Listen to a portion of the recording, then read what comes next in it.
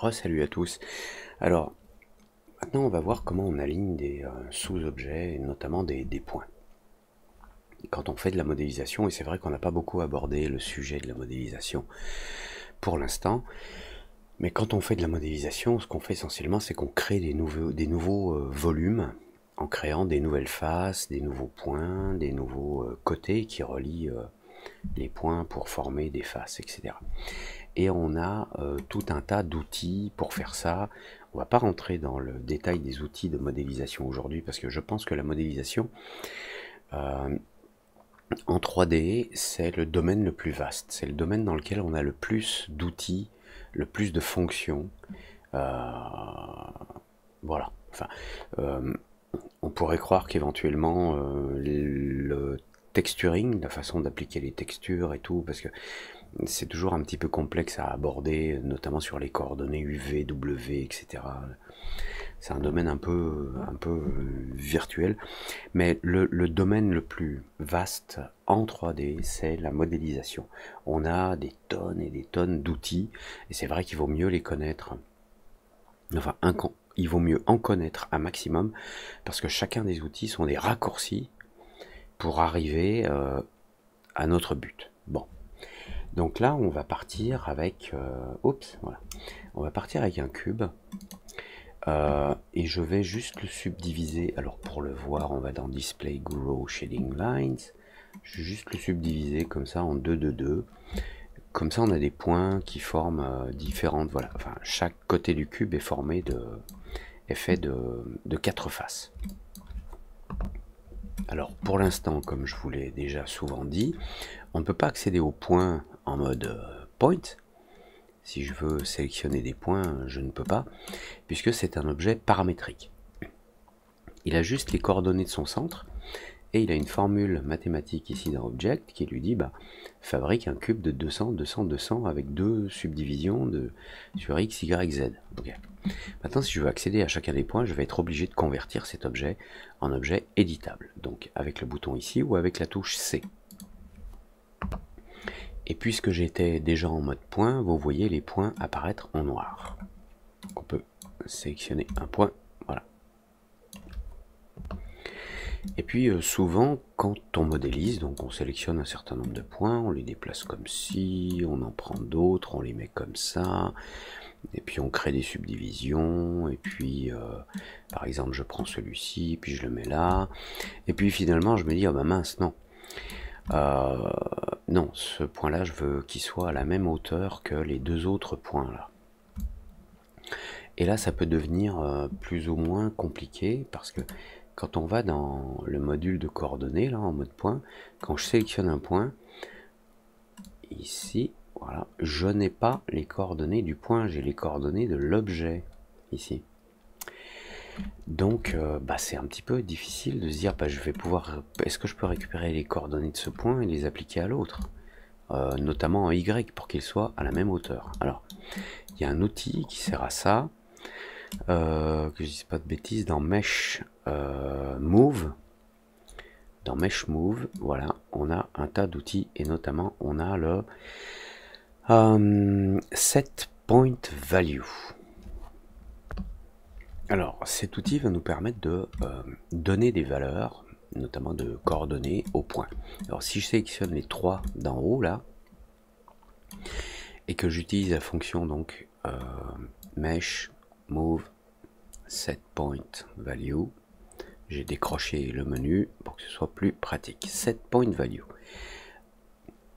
L'outil s'affiche là en bas à droite.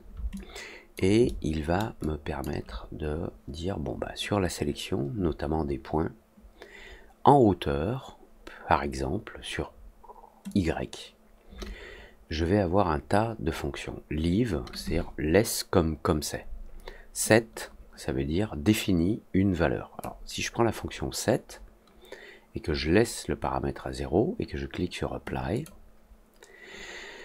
les coordonnées en Y de mes points ont été modifiées pour devenir 0. 0, c'est les coordonnées des points dans l'espace de la scène.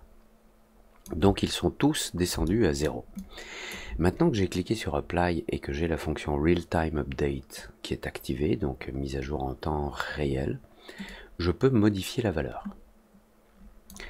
Alors, ceci dit, je vais faire annuler, voilà, et au lieu de la fonction set, je vais utiliser par exemple la fonction center. Center, vous allez voir, il va centrer les points en utilisant la moyenne des coordonnées en Y des points sélectionnés. Je vais cliquer sur Apply, hop. Alors, je ne sais pas si vous avez eu le temps de voir, mais si je fais annuler, vous allez voir que les points de côté montent un petit peu et le point d'en haut descend un petit peu. En fait, ils viennent se placer sur la moyenne globale des coordonnées Y des points. Donc je fais Apply et hop, voilà. Alors le problème c'est que, ben oui, j'ai déplacé les points qui se trouvaient sur les côtés. Ça peut être un petit peu ennuyeux. Hein, ok. Donc, je vais faire annuler. Maintenant, on va utiliser la fonction crumple normal. Et je vais faire apply. Et alors là, on a un truc complètement space. Puisqu'en fait, il distribue les points dans l'espace. Alors, crumple, ça veut dire froisser, chiffonner. Donc là, il a fait un truc, mais voilà, si je prends une autre valeur de crumple, hop, il distribue les points comme ça au maximum, avec un maximum de 32. Crumple axial, on va voir si je garde 32. Ouais, donc on a une variation donc froissée. Vous voyez, il met les points un petit peu, j'ai envie de dire un petit peu n'importe où, mais en créant un déplacement en Y, sur l'axe Y, de 0 à 206. Donc le crumple, c'est vraiment un truc étranger. Crumple radial, c'est encore plus space. Bon. Le quantize, c'est une façon de leur donner le premier une certaine valeur, le deuxième une autre, et le troisième une autre qui est équivalente au premier. Quantize de 20%, apply. Voilà, il y a une différence de 20%, de 20 cm. Il déplace le point le plus haut de 20 cm par rapport à ceux qui sont le plus bas. Si je mets le quantize à 0, là, c'est une fonction d'alignement. Quantize, non? Si, voilà. On peut régler le quantize pour que ça s'aligne soit sur les points les plus bas, enfin sur une forme d'échelle qui est évolutive. Mais là, ils ont une distance de 68 à différentes altitudes. Là, ils ont une distance, voilà. Enfin, c'est assez étrange à expliquer. Ce quantize, on l'utilise beaucoup en musique pour placer des notes au bon endroit. Là, on place des points à des endroits, voilà, qui sont comment dire, qui ont le même intervalle. Voilà, c'est le même intervalle. Bon.